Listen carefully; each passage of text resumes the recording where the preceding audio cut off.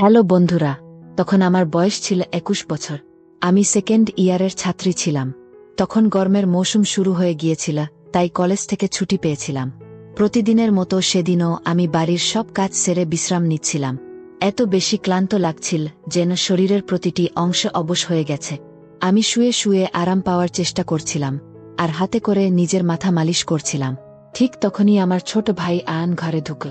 আমাকে দেখে সে বল, আপু, তুমি ঠিক আছো তো? আমি বিরক্ত হয়ে বললাম, কি আর বলবো, মা সব কাজ আমার ঘাড়ে চাপিয়ে দিয়ে চলে যায়। কলেজের ছুটি মানেই কি সব কাজ আমাকে করতে হবে? উপর থেকে মোলায়েমও ছুটিতে আছে, একা সামলাতে পারছি না। আমার কথা শুনে আয়ান আমার পাশে বসে বল, আমার আদরের আপু, চিন্তা করো না। আমি এখনই তোমার জন্য এক গ্লাস দুধ নিয়ে আসছি, একটু খেলে ভালো লাগবে। তার কথায় আমি হেসে ফেললাম আর বললাম, দুধ লাগবে না, শুধু বাইরে থেকে খাবার নিয়ে এসো। একটু বিশ্রাম নিলেই আমি ঠিক হয়ে যাব। আয়ন ঘর থেকে বেরিয়ে গেল। কিছুক্ষণ পর সে ঠান্ডা দুধের গ্লাস হাতে ফিরে এল। তখন তাকে দেখে আমার মনে অনেক ভালোবাসা জন্মাল। ভাই বোনের মধ্যে এমন সম্পর্ক খুব কম দেখা যায়। আমি ওর মাথায় হাত বুলিয়ে দিলাম আর দুধ খেয়ে নিলাম। দুধ খাওয়ার পর আমি পাশে গ্লাসটা রেখে দিলাম। চলো আপু, আমি তোমার মাথায় মালিশ করে দিই, তুমি ঘুমিয়ে পড়ো। সে আমার মাথার কাছে বসল আর আলতো করে মালিশ করতে লাগল। ধীরে ধীরে আমার মাথার ব্যথা কমে এলো। আমি চোখ বন্ধ করে গভীর ঘুমে তলিয়ে গেলাম। কখন যে কত ঘন্টা কেটে গেছে টেরও পাইনি। মায়ের ডাকে ঘুম ভাঙল। চমকে উঠে দেখি আমার মাথা ভারী লাগছে। ঘড়ির দিকে তাকিয়ে দেখি রাত ঠিক 9টা বাজে। আমি অবাক হয়ে গেলাম। বাবা অফিস থেকে ফিরে এসেছেন, অথচ আমি বুঝতেই পারিনি। আমি উঠে দাঁড়াতে গেলাম, কিন্তু সঙ্গে সঙ্গেই মাথা ঘুরে গেল। চোখের সামনে যেন অন্ধকার নেমে এলো। দেয়ালে হাত না রাখলে আমি হয়তো পড়ে যেতাম। আমি ফ্রেশ হয়ে খাবার টেবিলে গিয়ে দেখি সবাই আমার অপেক্ষায় বসে আছে। আয়ান আমার প্লেটে খাবার তুলে দিল আর মাকে বল, মা, অনুর ওপর এত কাজের চাপ দিও না। যদি ও না পারে, তাহলে কাউকে রাখো ঘরের কাজে সাহায্য করার জন্য।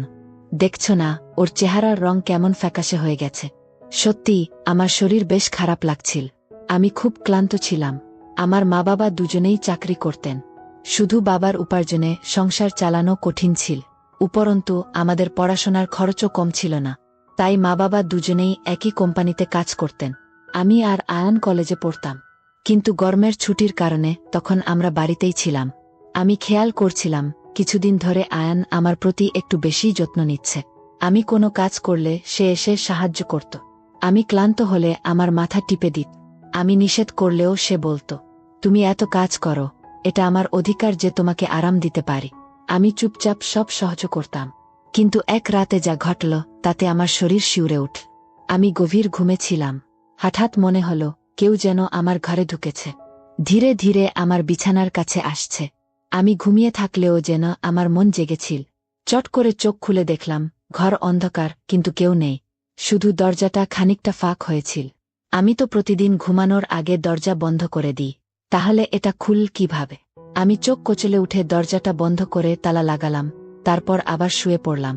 কিন্তু এবারও যখন চোখ বন্ধ করলাম, তখনই মনে হলো কেউ যেন ধীরে ধীরে বিছানায় বসছে। এমনকি অনুভব করলাম কারো হাত আমার দিকে বাড়িয়ে আসছে। আমি হঠাৎ ঘুরে তাকালাম, কিন্তু কেউ নেই। আমার শ্বাস বন্ধ হয়ে আসছিল। আমি উঠে ঘরের লাইট জ্বালিয়ে দিলাম, দরজা খুলে বাইরে তাকালাম। কিন্তু সেখানে কেউ ছিল না। এমনটা আগে কখনো ঘটেনি। আমি পানি খেতে বের হলাম, তখনই আয়ান আমার সামনে এসে দাঁড়াল। সে বিস্মিত হয়ে জিজ্ঞেস কর, আপু, তুমি এখনো জেগে আছো কেন? আমি উত্তর দিলাম, কিছু না, শুধু মনে হলো যেন ঘরে কেউ আছে। পানি খেয়ে আমি আবার ঘরে ফিরে এলাম, আর আমার ভাইও আমার পেছন পেছন চলে এলো। সে বল, তোমাকে ভয় পাওয়ার দরকার নেই। যদি ভয় লাগে আমি তোমার পাশে শুয়ে যাই। আমি তাকে বারণ করে বললাম, না, তোমার ঘুম নষ্ট করার দরকার নেই, তুমি তোমার রুমে গিয়ে ঘুমাও। কিন্তু সে একরকম জেদ ধরল, না, আমি তোমাকে একা রেখে যেতে পারবো না। তোমার শরীর খারাপ হয়ে যেতে পারে। আমি তোমাকে কষ্টে দেখতে পারি না।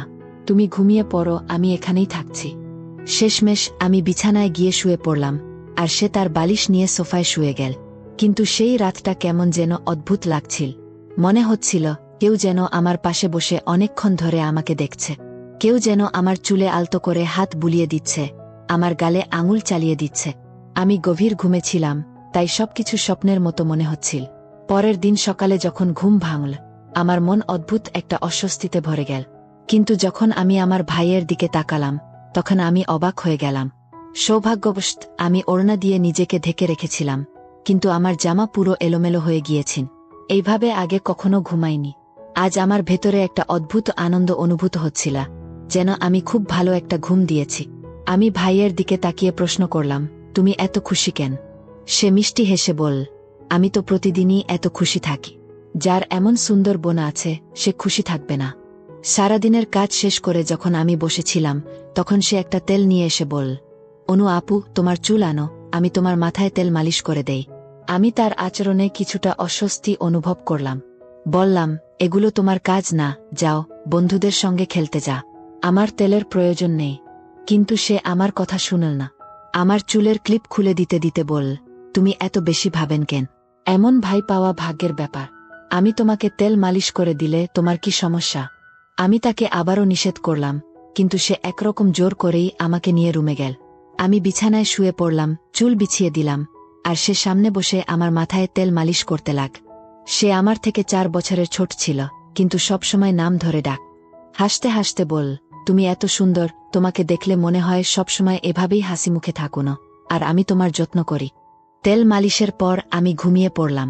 কিছুক্ষণ পর যখন ঘুম ভাঙল তখন পুরো শরীর যেন ব্যথায় ভেঙে আসছিল। মনে হচ্ছিল শরীরের ওপর কেউ ভারী কিছু চাপিয়ে রেখেছে। আমি আস্তে আস্তে উঠে বসার চেষ্টা করলাম, কিন্তু প্রচণ্ড ক্লান্ত লাগছিল। আশেপাশে তাকিয়ে দেখি আমার শরীর ঘামে একেবারে ভিজে গেছে, যেন কেউ আমাকে জোর করে গোসল করিয়ে দিয়েছে। আমার জামাকাপড় ভিজে একাকার, পাখা বন্ধ, আর ঘাড়ের ভেতর গরম জমাট বাঁধ। এইসব কি হচ্ছে? আমি অনেক কষ্টে উঠে দাঁড়ালাম, কিন্তু মাথা ঘুরছিল, হাঁটতে পারছিলাম না। নিজের শরীরের দিকে তাকিয়ে মনে হলো যেন সারারাত অনেক পরিশ্রম করেছি। কোনোভাবে বাথরুমে গিয়ে ফ্রেশ হলাম। নিজের মুখের দিকে তাকিয়ে মনে হলো আমি যেন সারারাত জেগেছিলাম। রুম থেকে বের হওয়ার সময় শুনতে পেলাম কেউ যেন নিচু স্বরে কারো সঙ্গে কথা বলছে।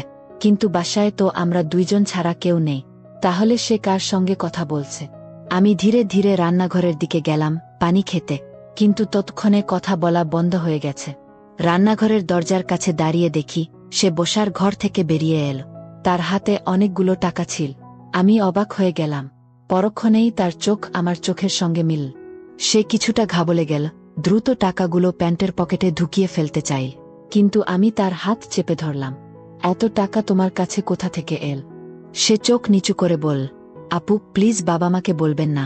আমি হতভম্ব হয়ে গেলাম। সে এই টাকা বাবাকে দেয়নি কেন? এসব কি ঘটছে? আমি শক্তির দিকে তাকিয়ে প্রশ্ন করলাম, এই টাকা তোমার কাছে এল কোথা থেকে? সে মুহূর্তের জন্য থমকে গেল, তারপর বল, বাবার এক বন্ধুর কাছে অনেক বছর আগে কিছু টাকা ধার দেওয়া হয়েছিল, সে এখন ফেরত দিয়েছে। আমি ভেবেছিলাম এই টাকায় একটা মোবাইল কিনব, কিন্তু সে টাকাগুলো আমার হাতে তুলে দিল। আমি বললাম, ভালোই করেছ। তুমি দেখো তো আমাদের ঘরের অবস্থা কেমন খারাপ। মা বাবা দুজনই চাকরি করছেন, আর তুমি মোবাইল কেনার কথা ভাবছ। সে কিছুটা লজ্জিত হয়ে গেল। আমি সেদিন রাতেই সেই টাকা বাবাকে দিয়ে দিলাম। এরপর সে আমার সঙ্গে কোনো কথা না বলেই চুপচাপ ঘুমিয়ে পড়ল। পরের দিন সকালে আমি রান্নাঘরে কাজ করছিলাম। হঠাৎ সে তার কয়েকজন বন্ধুকে নিয়ে বাসায় ঢুকে পড়ল। আমি অবাক হয়ে গেলাম, কারণ সে সরাসরি তাদের বসার ঘরে নিয়ে গেল। তখন আমি বোরখা ছাড়া বাসন মাজছিলাম। ওরা সবাই হাসতে হাসতে ঘরে ঢুকল। আমি সঙ্গে সঙ্গেই ওড়না গায়ে জড়িয়ে নিলাম এবং আয়ানকে ধমক দিয়ে বললাম, এটা কি ধরনের আচরণ? তুমি জানো বাবা মা এখন বাসায় নেই, তাও তুমি এভাবে বন্ধুদের নিয়ে চলে এলে। আয়ান একদম গায়ে না মেখে বলল, এই বাসা আমারও। যখন তুমি আমার কথার গুরুত্ব দাও না, তখন আমিও তোমার কথা শুনব না। যাও, ভালো করে খাওয়ার আয়োজন করো। এরা আমার স্পেশাল বন্ধু। আমি ওর ব্যবহারে হতবাক হয়ে গেলাম, কিন্তু কি বা করতে পারতাম? খাওয়া তো বানাতেই হবে। আমি রান্না করতে লাগলাম। কিছুক্ষণ পর সে আবার এসে বলল, খাবার পরিবেশনও তুমি নিজেই করবে। তার কথাগুলো আমাকে অবাক করছিল। এত সামান্য ব্যাপারে সে এত বদলে গেল কিভাবে? আমি খাবার টেবিলে সাজিয়ে দিয়ে দেখি ওর বন্ধুরা আমাকে বারবার অদ্ভুতভাবে দেখছে। ওরা সবাই আয়ানের চেয়ে বয়সে বড় এবং এমনভাবে তাকাচ্ছিল যেন আমাকে আস্ত গিলে ফেলবে। আমি দ্রুত নিজের ঘরে চলে গেলাম এবং দরজা বন্ধ করে দিলাম। ওরা চলে যাওয়ার পর আমি আয়ানের দিকে তীব্র দৃষ্টিতে তাকিয়ে বললাম, তোমার বন্ধুরা যেন আর কখনো এই বাসায় না আসে। কিন্তু সে একদম অন্যভাবে প্রতিক্রিয়া দেখাল। আমার হাত ধরে বল, তোমার এত রাগ কোথা থেকে আসে? তারপর বল, ঠিক আছে ওরা আর আসবে না, কিন্তু তুমি এই ব্যাপারে মা বাবাকে কিছু বলবে না। আয়ান যেন দিনে দিনে বদলে যাচ্ছিল। কখনো খুব আদর করে কথা বলত, কখনো আবার রেগে যেত। আমি তার ব্যবহারে ধীরে ধীরে অস্বস্তি অনুভব করতে লাগলাম। সেদিন বিকেলে আমি ঘরে বিশ্রাম নিচ্ছিলাম। হঠাৎ টের পেলাম কেউ যেন আমার পায়ের ওপর হাত বোলাচ্ছে। আমি চমকে উঠে দেখি আয়ান আমার পা নিজের কোলে তুলে নিয়ে ম্যাসাজ করছে। আমি সঙ্গে সঙ্গে তাকে ধমক দিয়ে বললাম, এটা কি করছ? থামো। কিন্তু সে একগুঁয়ে হয়ে বলল, আমাকে করতে দাও। এই বাড়িতে একমাত্র আমি আছি যে তোমার এত খেয়াল রাখে। মা বাবা তো সারাদিন কাজে ব্যস্ত। আমি প্রচণ্ড ক্লান্ত ছিলাম। চোখ বন্ধ করলাম আর ধীরে ধীরে ঘুমিয়ে পড়লাম। আয়ানের হাতের ছোঁয়ায় আমি যেন গভীর ঘুমে তলিয়ে গেলাম। কিন্তু যখন ঘুম ভাঙল, আমার শরীর থরথর করে কাঁপছিল। মাথা ঝিমঝিম করছিল, যেন কেউ আমাকে কোনো ওষুধ খাইয়ে দিয়েছে। বিছানার চাদর এলোমেলো হয়েছিল, আর পাশে পড়েছিল একটা ছেলেদের শার্ট এবং পারফিউম। আমি পুরোপুরি হতভম্ব হয়ে গেলাম। এগুলো কার? আমি তো কিছুই মনে করতে পারছিলাম না। মাথা এত ভারী লাগছিল যে আবার বিছানায় লুটিয়ে পড়লাম। আমি শুনতে পেলাম কেউ যেন নিচু গলায় কথা বলছে। কিন্তু বাসায় তো আমার আর আয়ানের ছাড়া আর কেউ নেই। তাহলে কার কথা শুনছি? আমি আরও সচেতন হয়ে শুনতে চেষ্টা করলাম। মনে হলো কেউ আমাকে জাগানোর চেষ্টা করছে। কিছুক্ষণ পর যখন আমার চোখ সম্পূর্ণ খুলল, তখন আমার মাথার ভেতর পুরো রাতের দৃশ্য একসঙ্গে ঘুরপাক খেতে লাগ। আমি দ্রুত পাশের টেবিলের দিকে তাকালাম, যেখানে শার্ট আর পারফিউম ছিল, কিন্তু সেগুলো কোথাও নেই। আমার শরীর প্রচণ্ড ব্যথা করছিল। মনে হচ্ছিল যেন পুরো শরীর পানি দিয়ে ভিজিয়ে দেওয়া হয়েছে। এটা কি হচ্ছে? দিন দিন আমার শরীর আরও দুর্বল হয়ে যাচ্ছিল। আয়ানও যেন দিনে দিনে আরও বেশি আমার কাছে আসার চেষ্টা করছিল। আমি তাকে যত এড়িয়ে যেতে চাইতাম, সে ততই আমাকে ঘিরে রাখার চেষ্টা কর। আমার শারীরিক অবস্থাও খারাপ হতে লাগ। একদিন মা আমাকে দেখে চিন্তিত হয়ে বললেন, তুমি অনেক দুর্বল হয়ে যাচ্ছ। কাল অফিস থেকে ছুটি নিয়ে তোমাকে ডাক্তার দেখাতে নিয়ে যাব। সেই রাতে আমি ঘুমাতে পারছিলাম না। বারবার জেগে উঠছিলাম। পরদিন মা বাবা যথারীতি কাজে চলে গেলেন। তাদের যেন আমার কথা ভাবার সময় নেই। অবশেষে আমি নিজেই ডাক্তার দেখাতে গেলাম। ডাক্তারের কাছে পরীক্ষা করার পর আমার মাথা পুরোপুরি ঘুরে গেল। আল্ট্রাসাউন্ড রিপোর্টে দেখা গেল আমি গর্ভবতী। আমি হতবাক হয়ে গেলাম। আমার সঙ্গে এই ভয়ঙ্কর ঘটনা ঘটিয়েছে কে? আমার ভাই ছিল, কিন্তু সেই মুহূর্তে আমার মাথায় একটাই ভাবনা ঘুরপাক খাচ্ছিল। আমি ওকে নিজের আপন ভাই বলে মনে করতাম, কিন্তু সত্যটা তো আলাদা। সবাই জানত এটা লুকানোর কিছু ছিল না যে সে আমার সৎ ভাই। মা যখন দ্বিতীয়বার বিয়ে করেন তখন ওর জন্ম হয়, আর আমি মায়ের প্রথম বিয়ের সন্তান। এই সত্যিটাই আমাকে আরও সন্দিহান করে তুলছিল। কিভাবে মা বাবাকে বলবো, কিভাবে মুখ খুলব? যখনই সে আমার পাশে বসত, কখনো হাত ধরত, কখনো গাল টানত, আমি বুঝতে পারছিলাম কিছু একটা ঠিক নেই। একদিন আমি হাসপাতালে গেলাম। অ্যাবর্শন করানোর আগে ডাক্তারকে অনুরোধ করলাম এই শিশুটির ডিএনএ পরীক্ষা করতে। রিপোর্ট হাতে পাওয়ার পর আমার দম বন্ধ হয়ে আসছিল। যা ভাবছিলাম আসল সত্যিটা ছিল তার চেয়েও ভয়ঙ্কর। শিশুটি আমার সৎ ভাইয়ের ন। তাহলে কার? আমি কিছুতেই মাথার ভেতর চলতে থাকা অন্ধকার ভাবনাগুলোকে থামাতে পারছিলাম না। শেষ পর্যন্ত আমি আমার রুমে একটি ক্যামেরা সেট করে রাখলাম। পরদিন মা বাবা যখন বাসায় ছিলেন না, তখন সে আমার কাছে এলো। বল, মাথায় তেল মালিশ করে দেবে। আমি অনেকবার না করলাম, কিন্তু সে পিরাপিরি করতে থাক। আর তারপর যা ঘটল তা ভাবতেই আমার গা শিউরে উঠছে। আমি বুঝতে পারছিলাম তেলে কিছু একটা মেশানো আছে। একবার গন্ধ নিতেই আমার মাথা ঘুরতে লাগল। আমি জ্ঞান হারালাম। যখন জ্ঞান ফিরল, ততক্ষণে 1 ঘন্টার বেশি পেরিয়ে গেছে। মা বাবাও ততক্ষণে বাড়ি ফিরে এসেছেন।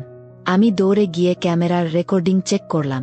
যা দেখলাম তাতে আমার পায়ের নিচের মাটি সরে গেল। আমার সৎ ভাই বাসায় তার বন্ধুবান্ধব নিয়ে আস।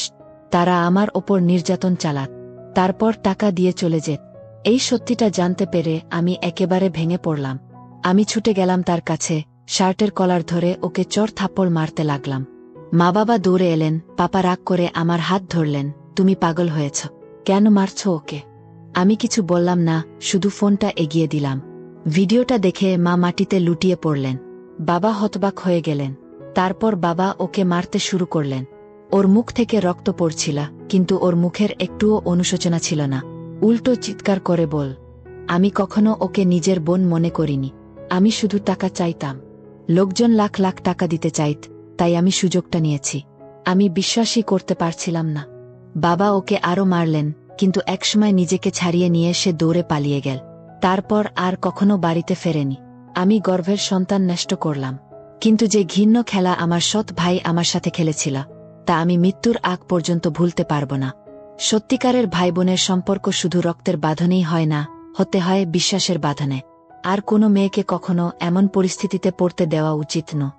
সন্তানকে একা ফেলে রাখা, তাদের প্রতি দায়িত্বহীন হওয়া, এগুলো অভিভাবকদের বড় ভুল। বাবা মা যদি সন্তানদের সঠিক যত্ন না নেয়, তাহলে বিপদ খুব কাছেই থাকে। আমি চাই প্রতিটি বাবা মা যেন এ থেকে শিক্ষা নেয়। যদি ভিডিও ভালো লাগে অবশ্যই সাবস্ক্রাইব করবেন। আপনি যেভাবে আনন্দ দেন না, ওই পৃথিবীর সব কিছু ভুলে যাই, তাই আনন্দ হয়। আচ্ছা, আমি যে তোমাকে মাঝে মধ্যে এত আদর করি, এত ভালোবাসি, এত জায়গায় ডাকি, তুমি যে আসো, তো এর অনুভূতি তোমার কেমন লাগে? শান্তি লাগে। মানে পৃথিবীর সমস্ত সুখ আমি এরই মাঝে খুঁজে পাই, স্যার। ঠিক আছে, তুমি যখন আমার মধ্যে এত সুখ পাইছো, ঠিক আছে, তাহলে প্রস্তুত নিয়ে আসো। আবার নতুন করে অনেক মজা করে খেলবো, খেলা হবে। প্রস্তুত নিয়ে এসো, ঠিক আছে? কারণ তুমি রূপটা যে এত বড় আর এত মোটা, অনেক ভালো লাগে। আচ্ছা জান, বলো তো দেখি আমার জিনিসটা তোমার কেমন লাগে?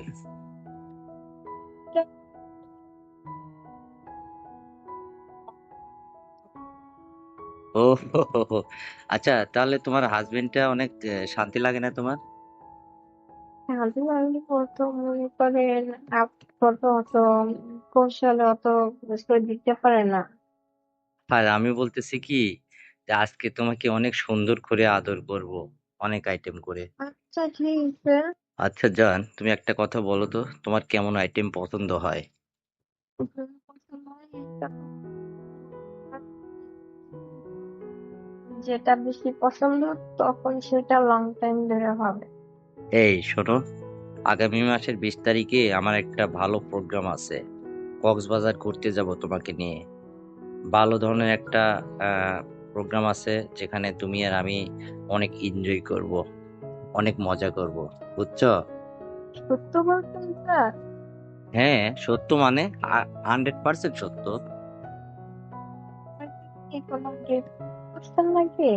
হ্যাঁ, আগামী মাসের 20 তারিখে এটা নির্ধারণ করা হয়েছে, বুঝতে পারছো?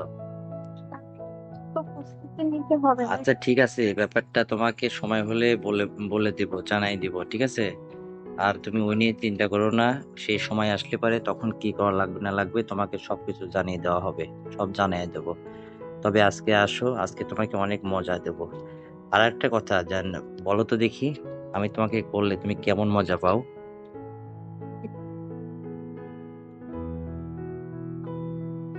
তুমি কি খাওয়া দাওয়া ঘুম সবকিছু বাদ দিয়ে এসে করতে থাকি?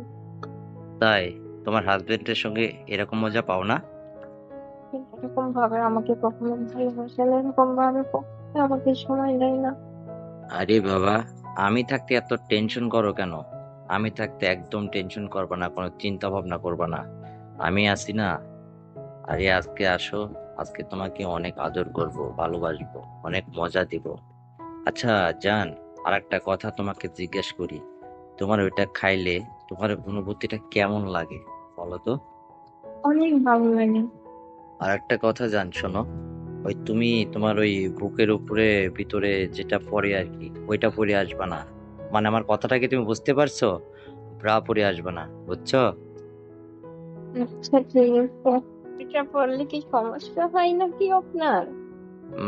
না না, তুমি ওইটা পরে আসবা না, ওইটা পরলে আমার ভাল লাগে না।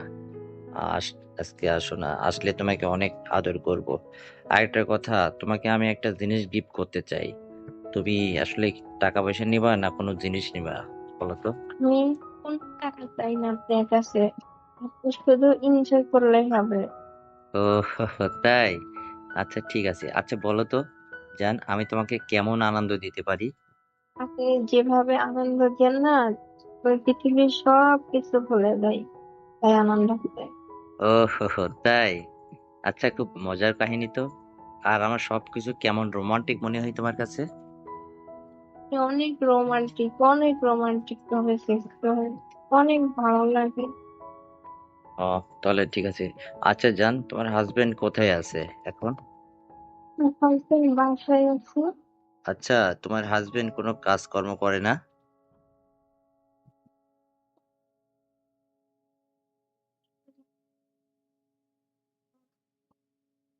ও, তাই নাকি? জি। আচ্ছা জান, শোনো, তুমি এক কাজ করবা। 10 মিনিট অথবা আধা ঘন্টা পর তুমি আমার অফিসে চলে আসো, একটু কথা আছে। Okay sir. জান, তোমাকে না ভীষণ আদর করতে ইচ্ছে করতেছে, তাই 10 থেকে 20 মিনিটের মধ্যে তুমি আমার অফিসে আসবা, তোমাকে ইচ্ছা মতো একটু আদর করব।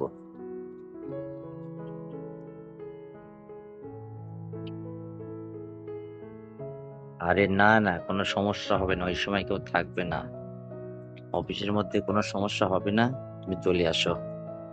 ওকে। আরে জান শোনো, তুমি কিন্তু কখনো কাউকে এই কথাটা শেয়ার করো না বা বলিও না, বুঝতে পারছো? এটা এটা যদি আমি কখনো বলি তাহলে ইজ্জত মানটা তো আমার কি যাবে, তাই না? আপনি তো কোনো সমস্যা হবে না, কারণ আমি একটা মেয়ে মানুষ। জান তুমি আসো না, আজকে রাতেও তোমাকে অনেক মজা দেব, অনেক আদর করব, অনেক ভালোবাসবো, ঠিক আছে? কোনো আপত্তি করব না, কোনো আপত্তি করবা না। এতদিন যে আমার সঙ্গে লং টাইম বসছেন, আমি দেখবো আজকে আপনি কিভাবে আমার মনটাকে আরো উত্তেজিত আর আনন্দিত করতে পারেন। আমি এটা দেখবো। তাই? আচ্ছা, আমারটা তোমার ভিতরে দিলে তোমার কেমন লাগবে, অনুভূতিটা কেমন হয় বলো তো? অনেক সুন্দর লাগে, অনেক শান্তি লাগে। মানে পৃথিবীর সমস্ত সুখ আমি এরই মাঝে খুঁজে পাই স্যার। তাই? ঠিক আছে, আজকে আসো, তোমাকে অনেক আদর করব, অনেক ভালোবাসবো। কারণ আপনার ওটা যে এত বড় আর এত মোটা, অনেক ভালো লাগে। আচ্ছা জান, তোমার হাজবেন্ড যখন তোমাকে আদর করে, অথবা মনে করো তোমার হাজবেন্ডের ওইটা দিলে তোমার শান্তি লাগে না? শান্তি লাগলে ও তো মনে করেন কত অত কৌশলে অত করে দিতে পারে না, রকম ভাবে পারে না। আচ্ছা, আরেকটা কথা, তোমার হাজবেন্ড তো মনে হয় তোমাকে খুব একটা বেশি আদর করে না, নাকি? আমি তো তা জানি না। আচ্ছা, ওর জিনিসটা কি ছোট না অনেক বড়? না, অনেকটা লম্বা, কিন্তু যাই হোক আপনার মতো আর কি পারে না ভাবে। তাই নাকি? মানে যত সুন্দর ভাবে অনেকক্ষণ ধরে যে শেষ করেন, অনেক ভালো লাগে। আহ তাই? আচ্ছা ঠিক আছে, তাহলে আসো, আমি তোমাকে তোমার ইচ্ছে মতো শান্তি দিব, যেহেতু তুমি অনেক শান্তি পাও আমার কাছ থেকে। ঠিক আছে, রাখছি আমি। আল্লাহ হাফেজ। এই যে কলিজার ভাই, আপনাকে বলছি, দয়া করে আমার চ্যানেলটিকে সাবস্ক্রাইব করুন পরবর্তী ভিডিও পাওয়ার আশায়। ধন্যবাদ। আমার স্বামী বিদেশে চাকরি করছিলেন। সেই সময়ে আমার মামার ছেলে চাকরির জন্য শহরে এসেছিল এবং আমার বাড়িতেই থাকছিল। একদিন আমার পেটে প্রচণ্ড ব্যথা হল। পরীক্ষার পর জানা গেল আমি 2 মাসের অন্তঃসত্ত্বা। এটা কিভাবে সম্ভব?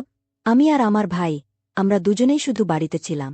তখন মনে পড়ল, আমার ভাই প্রতিদিন রাতে দুধের সঙ্গে ঘুমের ঔষধ মিশিয়ে আমাকে খাওয়াত, আর আমি গভীর ঘুমে ডুবে যেতাম। সেই সময়ে সে আমার সাথে। বন্ধুরা, আজকের এই গল্পে আপনাদের স্বাগত। আমি অনন্যা, বিবাহিত। বিয়ের পর স্বামীর সঙ্গে শহরে থাকতাম। কিছু মাস পর আমার মামার ছেলে চাকরির জন্য শহরে এলো। আমি তাকে আমার বাড়িতে রাখলাম, কারণ আমি একা ছিলাম। স্বামী বিদেশে ছিলেন। স্বামীর অনুমতিতেও কোনো আপত্তি ছিল না। আমার মামার ছেলে আমার খুব যত্ন নিত।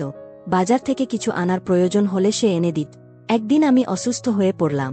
সে বলল, তুমি এখন বিশ্রাম নাও। রাতে আমাকে দুধের সঙ্গে ওষুধ মিশিয়ে দিত এবং চলে যেত। সকালে উঠলে আমার খুব আরাম লাগ। একদিন পেটে প্রচণ্ড ব্যথা হল। ডাক্তারের কাছে গেলাম। তিনি বললেন, তুমি অন্তঃসত্ত্বা। শুনে আমি স্তম্ভিত হলাম। ডাক্তারের দিকে তাকিয়েছিলাম। মনে হচ্ছিল যেন আকাশ ভেঙে পড়ল। এটা কিভাবে সম্ভব? আমি বিশ্বাস করতে পারছিলাম না। ডাক্তারকে বললাম, আপনার ভুল হয়েছে, আমি শুধু পেট ব্যথার কথা বলেছি। ডাক্তার হেসে বললেন, তুমি গত 5 বছর ধরে এই সমস্যা নিয়ে আমার কাছে আসছো। এখন ঈশ্বর তোমাকে সুখবর দিয়েছেন। বিশ্বাস করো। রিপোর্ট দেখে আমি আরেকটা ধাক্কা খেলাম। এমন ভয়াবহ মোট জীবনে আসবে ভাবিনি। শুনে মাথা ঘুরতে লাগল। বিয়ে হয়েছে 6 বছর। স্বামীর বিদেশে চাকরি। বছরে 1 মাসের জন্য দেশে আসতেন। তখন আশা করতাম এবার সন্তান হবে। কিন্তু প্রতিবারই হতাশা। এবার স্বামী বিদেশে, তাই ডাক্তারের কিছু বলিনি। রিপোর্ট তুলে নিয়ে ভারী মনে বাইরে এলাম। মাথা কাজ করছিল না। কিভাবে সম্ভব?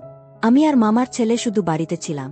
বাড়ির দিকে 1 কিলোমিটার দূরত্বে ক্লিনিক, কিন্তু মনে হচ্ছিল কাঁধে ভারী বোঝা। বাড়িতে এসে দরজা দেখে থেমে গেলাম। মনে হচ্ছিল নিজের অচেতন দেহ ক্লিনিক থেকে টেনে এনেছি। গলা শুকিয়ে গিয়েছিল, শ্বাস নিতে কষ্ট হচ্ছিল।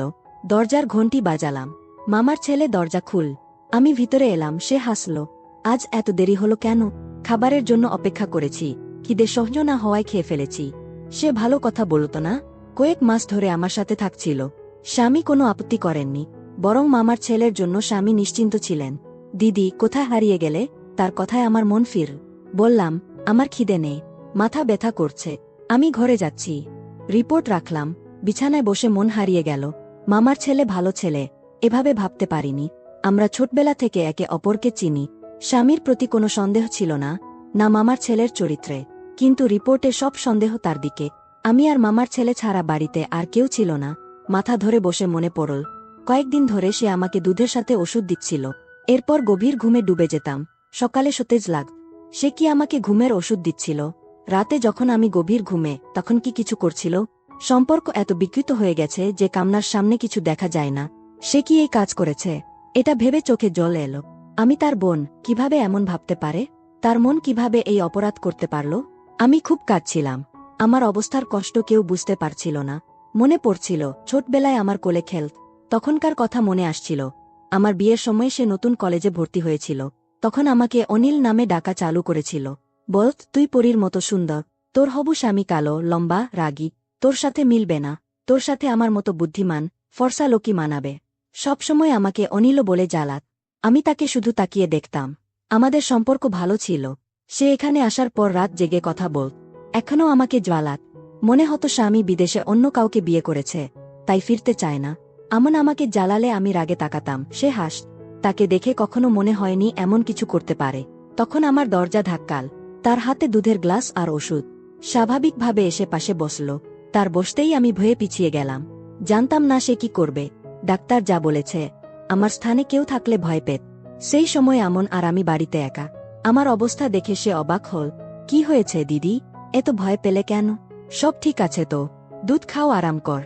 দুধের গ্লাস আমার দিকে বাড়িয়ে দিল। গ্লাস নিয়ে একপাশে রাখলাম। কঠিন স্বরে বললাম, তুমি এখান থেকে যাও, আমার ঘুম আসছে। জানতাম সে পাশেই বসে অফিসের কথা বলবে, আমি না ঘুমানো পর্যন্ত যাবে না। আমার আচরণে সে অবাক হল। কি হয়েছে দিদি, ঠিক আছো? আমার অসহায়তা দেখে সে অস্থির হয়ে পড়ল। আমার তার প্রতি রাগ বাড়ছিল। তার অভিনয় দেখে আরও গা চমকে উঠ। সে বোঝালেন না, সরল ভাব করছিল। আগে তার গালে থাপ্পড় মারতে চেয়েছিলাম, রিপোর্ট দেখাতে চেয়েছিলাম, কিন্তু আমাকে তাকে হাতে নাতে ধরতে হতো। তাই আমি বললাম, আমার মাথা ব্যথা করছে, আমি এখন উঠতে পারবো না, আমাকে ঘুমাতে হবে। আমার উঁচু কণ্ঠের সামনে সে চুপ হয়ে গেল এবং ঘর থেকে বেরিয়ে যেতে লাগল। দরজার কাছে গিয়ে আবার বলল, তুমি বিশ্রাম করো এবং হ্যাঁ, দুধ খেয়ে নিও, তুমি খাওনি। দুধ খাওয়ার কথা বলে সে ঘর থেকে বেরিয়ে গেল। আমার জানতে ইচ্ছে ছিল, সকালে আমাকে দুধ ও ওষুধ খাইয়ে সে আমার সঙ্গে কি অশ্লীল কাজ করে। সে চলে যাওয়ার পর আমি দুধের গ্লাস তুলে জানালা দিয়ে বাইরে ফেলে দিলাম এবং ওষুধ ড্রয়ারে রেখে লাইট বন্ধ করে বিছানায় শুয়ে পড়লাম। অপেক্ষা করতে লাগলাম যে অমন কখন আমার ঘরে আসবে। অপেক্ষা করতে করতে 1 ঘন্টা কেটে গেল, কিন্তু আমার ঘরে কেউ আসেনি। তার অপেক্ষায় আমি ক্লান্ত হয়ে পড়লাম এবং আমার ঘুম আসতে লাগল। তাই আমি নিজেই দেখতে গেলাম সে কি করছে। আমি উঠে আমার ঘর থেকে বাইরে এলাম। তারপর আমি ধীরে ধীরে তার ঘরের দরজা খুললাম। তারপর আমি যা দেখলাম তা দেখে আমার পা তলার মাটি সরে গেল। তারপর আমি ধীরে ধীরে তার ঘরের দরজা বন্ধ করে নিঃশব্দে আমার ঘরে ফিরে এলাম। যখন আমার মামির ফোন এসেছিল এবং তিনি বলেছিলেন যে অমনকে শহরে চাকরি করতে হবে, কিন্তু তুমি জানো আমি তাকে হোস্টেলে থাকতে দিতে পারি না, কারণ সেখানে সব ধরনের ছেলে থাকে। আমার অমন সুশীল ও সরল, খারাপ লোকের জালে পড়ে সেও বিগড়ে যাবে এবং অন্য নেশায় অভ্যস্ত হয়ে যাবে। তাই তুমি তাকে তোমার ঘরে রাখ, যাতে আমরা এখানে নিশ্চিন্ত থাকতে পারি। তখন আমি অনেক বিশ্বাস করে মামির কথায় সম্মতি দিয়েছিলাম এবং বলেছিলাম ঠিক আছে। সব ভাবতে ভাবতে আমার মাথা ফেটে যাওয়ার উপক্রম। আর অমন তখন তার ঘরে বসে সিগারেট খাচ্ছিল। তার পিঠ আমার দিকে ছিল, তাই সে জানত না যে আমি তাকে সিগারেট খেতে দেখছি। আমার মামি হার্ট পেশেন্ট ছিলেন। যদি মামি জানতেন যে অমন আমার সঙ্গে যা করেছে, তা শুনে হয়তো তিনি মারা যেতেন। কিন্তু আমি ভাবলাম সকালে অমনকে বলব যে সে তার থাকার ব্যবস্থা কোথাও আর করুক, আমি তাকে আর আমার ঘরে রাখতে পারব না। তারপর আমি আমার ঘর লক করে শুয়ে পড়লাম। সকালে আমার ঘরের দরজায় জোরে জোরে ধাক্কানোর শব্দ হলো। আমি উঠে দরজা খুলতে গিয়ে দেখলাম অমন রেগে গেছে। তুমি দরজা কেন লক করে রেখেছিলে দিদি? সে রেগে গিয়ে আমাকে জিজ্ঞেস কর। আমার সঙ্গে এভাবে কথা বলার অধিকার তার ছিল না।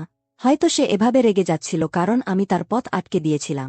হয়তো তার ইচ্ছা পূর্ণ হয়নি, তাই সে আমার সঙ্গে এমন কথা বলছিল। আমি বললাম, তুই কে আমার সঙ্গে এই কথা বলার? আমার রাগ দেখে সে শান্ত হয়ে গেল, পরে বলল, দিদি তোমার রাতে ভালো লাগছিল না, আমি তোমার চিন্তা করছিলাম। আমি অনেকক্ষণ ধরে দরজা ধাক্কাচ্ছি, কিন্তু যখন তুমি উত্তর দাওনি তখন আমার মনে হলো তুমি অজ্ঞান হয়ে গেছ। তাই আমি দরজা খুলতে চেষ্টা করছিলাম, কিন্তু লক ছিল, তাই আমি চিন্তিত হয়ে গিয়েছিলাম। তাই তুমি দরজা লক করে রেখো না প্লিজ। তার মিথ্যা চিন্তা আর দেখানোর চিন্তা দেখে আমি খুব রেগে গেলাম। তাই আমি বললাম, তুই আমার চিন্তা করার কোনো দরকার নেই। তারপর আমি আমার ঘর থেকে বেরিয়ে এলাম। আমি নিজেই নাস্তা বানালাম এবং প্রতিবেশীর ঘরে চলে গেলাম। আমার প্রতিবেশীও আমার বয়সী এক মেয়ে ছিল। যখন আমার স্বামী বাইরে যেতেন, সে আমার খুব দেখাশোনা করত। তার সঙ্গে আমার খুব ভালো বন্ধুত্ব ছিল। তার স্বামীও আমাকে ছোট বোনের মতো দেখ। সে বাজারে কিছু কিনতে গেলে সে আমাকে জিজ্ঞেস করত, দিদি তোমার কিছু লাগবে? আমি তাকে বলতাম, আমার লাগবে। সে প্রায়ই আমার জন্য জিনিস আনত। কিন্তু যখন থেকে অমন এসেছে, আমি তাকে সব কিছু বলেছিলাম। তখন আমার প্রতিবেশী সন্ধ্যার সঙ্গে আমার একটাই কাজ ছিল, তা হলো আমার গর্ভপাত করানো, কারণ আমার স্বামী আগামী 3 মাস পরে আসবেন। এই অপরাধ দূর করা ছাড়া আমার কোনো উপায় ছিল না। কিন্তু সন্ধ্যাকে কি বলবো তা বুঝতে পারছিলাম না, এবং জানতাম না সন্ধ্যা আমার ব্যাপারে কি ভাববে। কিন্তু আমাকে একজন মহিলার প্রয়োজন ছিল, এটাই সত্যি। আমাকে এই পদক্ষেপ নিতে হতো, কারণ যদি আমি মামিকে সব বলতাম তিনি তা সহ্য করতে পারতেন না, এবং যদি আমি আমার স্বামীকে সব বলতাম তিনি আমাকে স্ত্রী হিসেবে কখনো গ্রহণ করতেন না। আমার ঘর ভেঙে যেত। অবশেষে সাহস করে সন্ধ্যাকে বললাম যে আমার পেটে সন্তান আছে এবং আমাকে গর্ভপাত করাতে হবে। তারপর সে আমার সঙ্গে ডাক্তারের কাছে যেতে রাজি হল। আমরা এক নতুন মহিলা ডাক্তারের কাছে গেলাম এবং তাকে বললাম, আপনি যদি আমার এই কাজ করেন আমি আপনাকে ভালো টাকা দেব। মহিলা ডাক্তার রাজি হলেন। কিন্তু সেই রাতে আমার সঙ্গে এমন কিছু হলো যা আমার হৃদয় কাঁপিয়ে দিল। রাতে বাড়ি ফিরে আমি অমনকে বললাম, এখন আমি তোমাকে আমার ঘরে রাখতে পারবো না, তাই তোমাকে আগামী 5 দিনের মধ্যে কোথাও থাকার ব্যবস্থা করতে হবে। আমার কথা শুনে সে অবাক হয়ে গেল এবং বলল, দিদি তুমি কি বলছো? আমি তোমাকে কেন ছেড়ে যাব? তারপর সে বলতে লাগল, দিদি আমি যেখানে থাকি সেখানে থাকব, কিন্তু তুমি একা কিভাবে থাকবে? অমনের আমার প্রতি চিন্তা আমাকে দেখাচ্ছিল। কিন্তু আমি বললাম, তোমার আসার আগে আমি একাই থাকতাম। যত তাড়াতাড়ি সম্ভব তোমার থাকার ব্যবস্থা করো।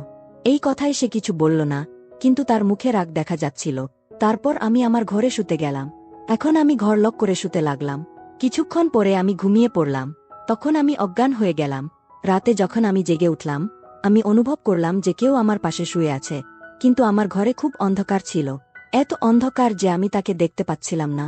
আমি খুব ভয় পেয়ে গিয়েছিলাম এবং হঠাৎ করেই কিছু ভাবতে পারছিলাম না, তাই আমি জোরে চিৎকার করতে লাগলাম। কিন্তু পর মুহূর্তে আমার পাশে শুয়ে থাকা ব্যক্তি উঠে বসে গেল। আমি বিছানা থেকে উঠতে যাচ্ছিলাম, তখন সে আমার মুখে হাত রাখ। আমি নিজেকে বাঁচানোর চেষ্টা করছিলাম। তখন সেই ব্যক্তি হঠাৎ করে টর্চের লাইট জ্বালাল। তখন আমি তার মুখ দেখলাম। মুখ দেখে আমি খুব ধাক্কা খেলাম, কারণ আমার সামনে আমার স্বামী ছিলেন। অনিল বাড়ি এসেছিলেন। তিনি কিছু না বলে হঠাৎ করে এসেছিলেন। তারপর তিনি হাসতে লাগলেন এবং বললেন, আমি তোমাকে সারপ্রাইজ দিতে চেয়েছিলাম। যখন আমি বাড়ি পৌঁছলাম, অমন দরজা খুলেছিল। তাকে জানতাম আমি আসছি, কিন্তু যখন আমি ঘরে এলাম ঘর বন্ধ ছিল, তাই আমাকে জানালা দিয়ে ভেতরে আসতে হলো। তুমি পাগল, এখানে কোনো অজানা ব্যক্তি ছিল না যে তুমি দরজা লক করে শুয়ে পড়লে। আমি অনিলকে কিভাবে উত্তর দেব? সেই মুহূর্তে আমি খুব আবেগপ্রবণ হয়ে গেলাম এবং অনিলকে জড়িয়ে ধরে জোরে জোরে কাঁদতে লাগলাম। তিনি মনে করলেন তার দূরে থাকার কারণে আমি কাঁদছি, কিন্তু কাঁদার আসল কারণ কিছু অন্য ছিল। আমাকে কি হয়েছে তা কেবল আমি জানতাম। তারপর তিনি আমাকে সান্ত্বনা দিতে লাগলেন। সকালে যখন আমি উঠলাম, অনিল তখনও ঘুমাচ্ছিলেন। আমি খুব বিচলিত হয়ে পড়েছিলাম। আজ আমাকে গর্ভপাত করাতে ডাক্তারের কাছে যেতে হবে, কিন্তু অনিলের উপস্থিতিতে তা সম্ভব ছিল না। এখন আমি চিন্তিত ছিলাম যে আমি কিভাবে অনিলকে কোনো অজুহাত দেখিয়ে বলব, আমি কিভাবে মিথ্যা বলব। আমি বাইরে হলঘরে বসেছিলাম। তখন আমি অমনকে দেখলাম। তিনি রান্নাঘর থেকে বাইরে এলেন। তারপর তিনি নিজের জন্য নাস্তা তৈরি করলেন। তারপর টেবিলে বসে আমার দিকে তাকিয়ে হাসলেন এবং বললেন, দিদি তোমাকে ভাই সাহেবের সারপ্রাইজ কেমন লাগলো? আমি তার দিকে বাক্রুদ্ধ দৃষ্টিতে তাকিয়ে বললাম, তুমি কতটা ধূর্ত এবং নাটকবাজ হতে পারো। লজ্জা নেই তোমার? একদিকে তুমি আমাকে দিদি বলে ডাকো, আর অন্যদিকে আমি এসব সহ্য করতে করতে ক্লান্ত হয়ে পড়েছি। তাই যা মনে আসলো সেটা বলতে শুরু করলাম। কিন্তু সে এতটাই নির্লজ্জ ছিল যে এখনও অবাক হয়ে আমাকে দেখছিল এবং বলছিল, দিদি তুমি কি বলছো? আমি কিছুই বুঝতে পারছি না। আমি কি এমন করলাম যে তুমি আমাকে এভাবে কথা বলছো? তার কথা শুনে আমি অবাক হয়ে গেলাম এবং নিজের ঘরে চলে গেলাম। অনিল তখনও ঘুমাচ্ছিল। তারপর আমি ড্রয়ার থেকে রিপোর্ট বের করলাম এবং ঘরের বাইরে এলাম। অমন তখন টেবিলের পাশে দাঁড়িয়ে ছিল। আমি রিপোর্টটা তার মুখে ছুঁড়ে মারলাম। রিপোর্টটা তার মুখে লেগে মাটিতে পড়ে গেল। আমি বললাম, এটা তুলে পড়ো এবং অনিলের ওঠার আগে আমার বাড়ি থেকে বেরিয়ে যাও, কারণ আমি চাই না অনিল এসব কিছু জানুক। অমন মাটি থেকে রিপোর্টটা তুল এবং পড়তে শুরু কর। সঙ্গে সঙ্গেই তার মুখ ফ্যাকাশে হয়ে গেল। সে কিছু বলার আগেই অনিল বাইরে এসে গেল। কিভাবে তা জানি না, কিন্তু সে সরাসরি অমনের কাছে গিয়ে তার হাত থেকে রিপোর্টটা নিয়ে পড়তে শুরু কর। আমার স্বামীর হাতে রিপোর্ট দেখে আমার হৃদয় ভেঙে গেল। আমার মনে হলো, এখন আমার সংসার ধ্বংস হয়ে যাবে। অনিল আমাকে তালাক দিয়ে দেবে। আমার মাথা ঘুরে গেল এবং আমি মাটিতে পড়ে অজ্ঞান হয়ে গেলাম। যখন আমার জ্ঞান ফিরল, আমি দেখলাম আমাকে ড্রিপ দেওয়া হয়েছে। অনিল আমার দিকে গভীরভাবে তাকিয়েছিল। অম্ন পাশে দাঁড়িয়েছিল। অনিলকে দেখে আমি কান্না শুরু করলাম। আমি বললাম, অনিল, এতে আমার কোনো দোষ নেই। অমন আমাকে ঘুমের ওষুধ দিত। আমি কিছুই জানতাম না। তারপর কি হয়েছে, কিভাবে হয়েছে? প্লিজ আমাকে তালাক দিও না। আমি তোমাকে অনেক ভালোবাসি। তোমার ছাড়া আমি বাঁচতে পারবো না। আমি বিছানায় শুয়ে হাত জোর করে অনিলের কাছে মাফ চাইছিলাম। তারপর সে আমার কাছে এসে আমার হাত ধরে বলল, তুমি চিন্তা করো না, আমি তোমাকে ছেড়ে যাব না। আমি তোমার সব টেস্ট আবার করিয়েছি।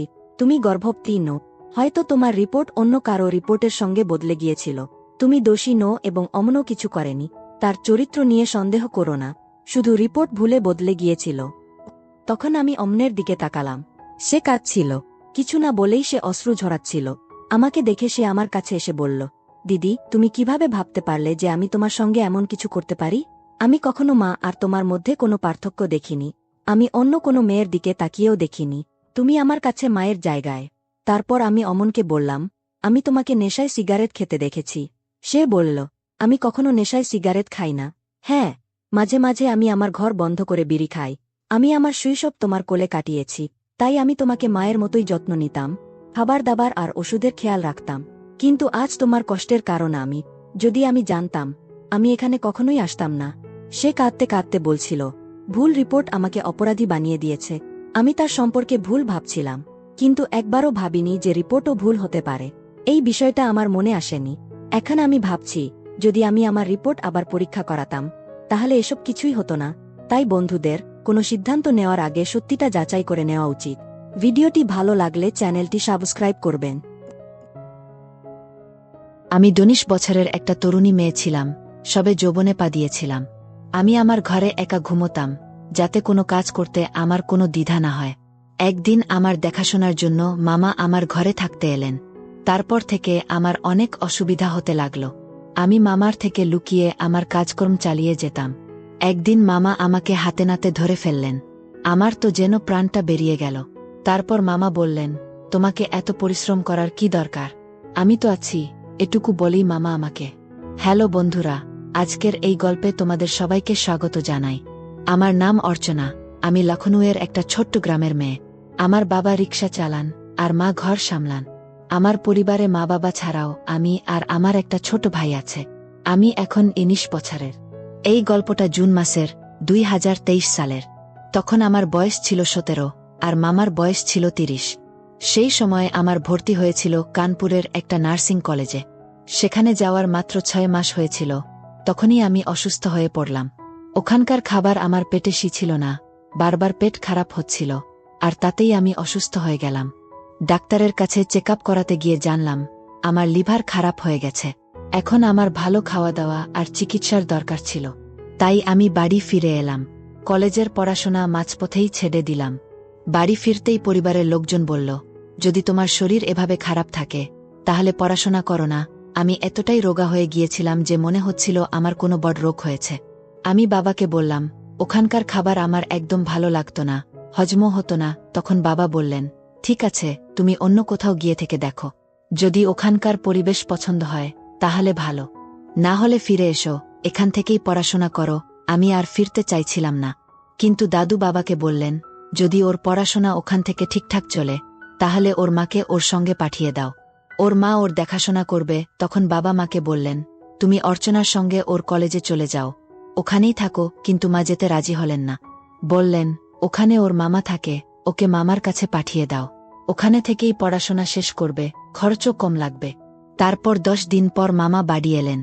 বাবা আমাকে মামার সঙ্গে কানপুর পাঠিয়ে দিলেন। এখন আমি মামার ঘরে থেকে পড়াশোনা করব।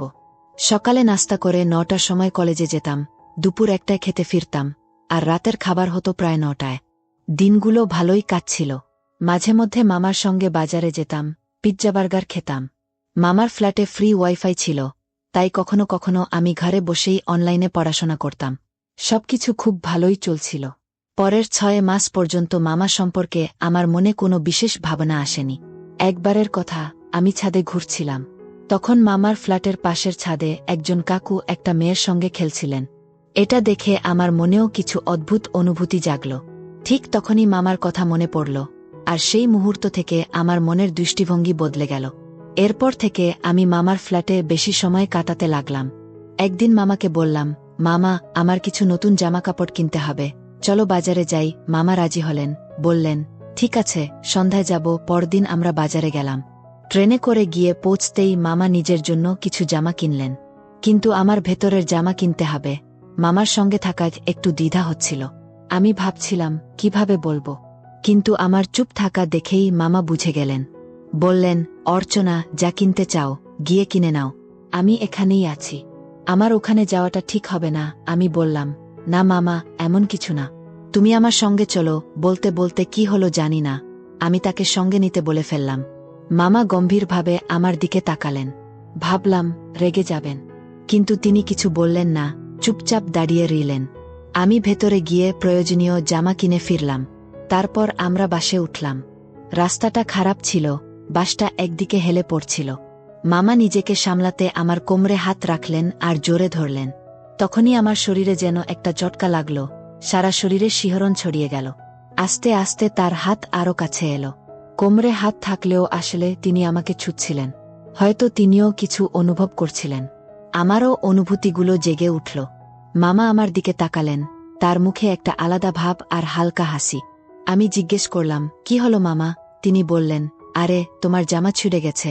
আমি বললাম, মামা, এই জন্যই তো শপিং করতে গিয়েছিলাম, তোমার সামনে কিভাবে বলবো, তাই কয়েকদিন চুপ করেছিলাম। এরপর আমরা দুজনে একটু খোলামেলা কথা বলতে শুরু করলাম। একদিন মামা বাজারে সবজি কিনতে গেলেন। আমার মনে হলো তার ফিরতে দেরি হবে। আমারও কিছু করতে ইচ্ছে করছিল, তাই বাথরুমে গোসল করতে গেলাম। ভাবলাম মামা বাজার থেকে ফিরতে সময় লাগবে, তাই দরজা খোলা রেখেই জামাকাপড় খুলে গোসল শুরু করলাম। জানতামই না মামা কখন এসে বাথরুমে ঢুকে পড়লেন। তাকে দেখেই আমি একদম হতভম্ব হয়ে গেলাম। মামা আমার দিকে একবার তাকালেন। আমি কিছু বুঝে উঠতে পারলাম না। তাড়াতাড়ি তোয়ালে নিয়ে নিজেকে ঢেকে ফেললাম। খুব ঘাবড়ে গিয়েছিলাম। ভাবছিলাম মামা আমার সম্পর্কে কি ভাবছেন, কিভাবে তার মুখোমুখি হব, কিছুই বুঝতে পারছিলাম না। পরে জানলাম মামা টাকা নিতে ভুলে গিয়েছিলেন, তাই তাড়াতাড়ি ফিরে এসেছিলেন। আমি জামা পরে দ্রুত বাইরে চলে গেলাম। সন্ধ্যা হয়ে গেল, রাত 8টা বেজে গেল। ফ্ল্যাটে ফিরতেই দেখি মামা মোবাইল চালাচ্ছেন। আমি চুপচাপ আমার বিছানায় শুয়ে পড়লাম। মামা আমার দিকে তাকালেন।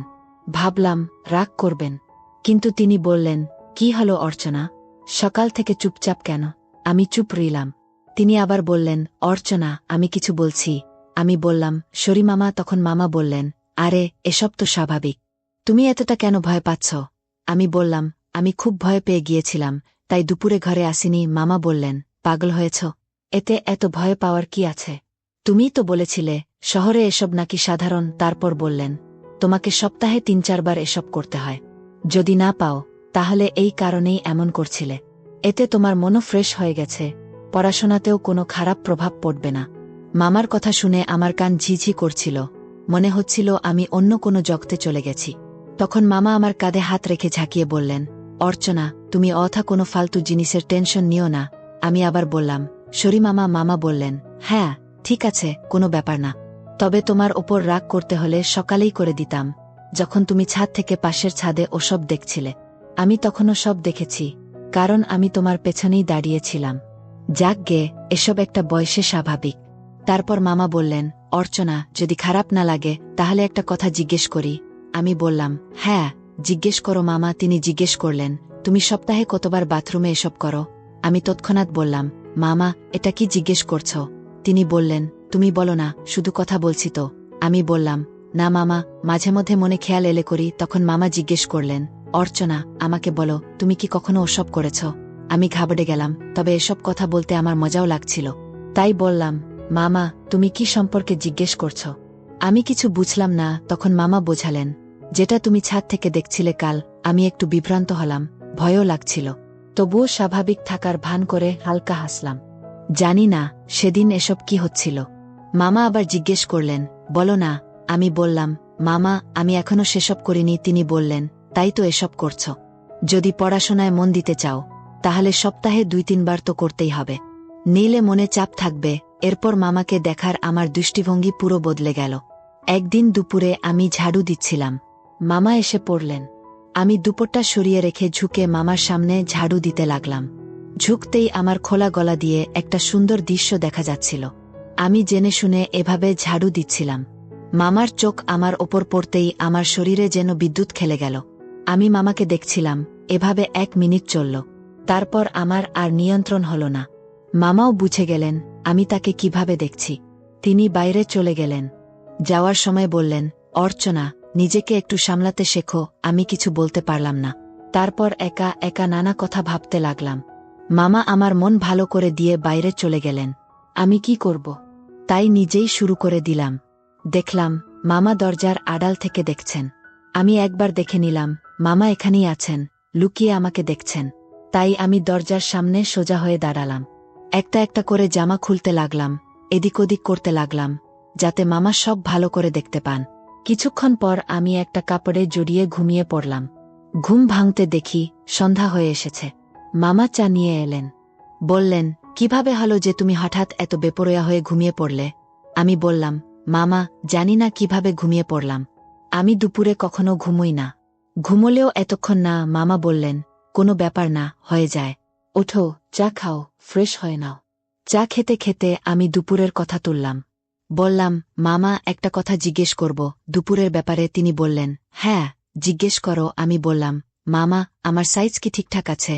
মামা বললেন, জানি না অর্চনা, আমি কখনো দেখিনি। আমি বললাম, মামা, আমার বান্ধবীদের দেখে মনে হয় আমারটা খুব ছোট। তিনি বললেন, এটা নিয়ে আমি কিছু বলতে পারবো না। আমি বললাম, মামা, এটা বড় হয় কিভাবে? মামা বললেন, আমি জানি না। আমি বুঝলাম মামা ভান করছেন, তাই কথা চালিয়ে গেলাম। এভাবে আরও কিছুক্ষণ কথা হলো। তারপর আমি ফ্রেশ হতে চলে গেলাম। এই ঘটনার 10 দিন পর মামা দুপুরে আমাকে বসিয়ে বললেন, অর্চনা, একটা কথা বলো, তুমি কি সপ্তাহে 3 বারের বেশি করো? আমি বললাম, না মামা, সেদিনই শেষবার হয়েছিল, তারপর আর হয়নি। তিনি বললেন, আরে, তোমাকে তো বলেছিলাম সপ্তাহে 2-3 বার তো করতেই হবে, তা না হলে সেদিন তোমার হাতে মোবাইলও ছিল না, তাহলে হঠাৎ কিভাবে শুরু করলে? আমি বললাম, কিছু না, মন চাইল তাই করে ফেললাম। মামা বললেন, কিছু না দেখে হঠাৎ করে কিভাবে? আমি বললাম, মামা, যদি খারাপ না লাগে তাহলে একটা গোপন কথা বলি। তিনি বললেন, হ্যাঁ, বলো, এতে জিজ্ঞেস করার কি আছে? আমি বললাম, মামা, সেদিন তোমাকে দেখে আমি একটু ঘাবড়ে গিয়েছিলাম, তারপর সেই ভেবেই শুরু করে দিয়েছিলাম। মামা বললেন, অর্চনা, আমার একটা কথা মনে রেখো, মাথা হালকা রাখতে মাঝে মধ্যে মনের জমে থাকা আবর্জনা বের করে ফেলতে হয়। আমি বললাম, ঠিক আছে মামা। তিনি বললেন, পরের বার যখনই মন চায় করে ফেলো। আমি বললাম, ঠিক আছে মামা। তারপর মামা কোথায় যেন চলে গেলেন।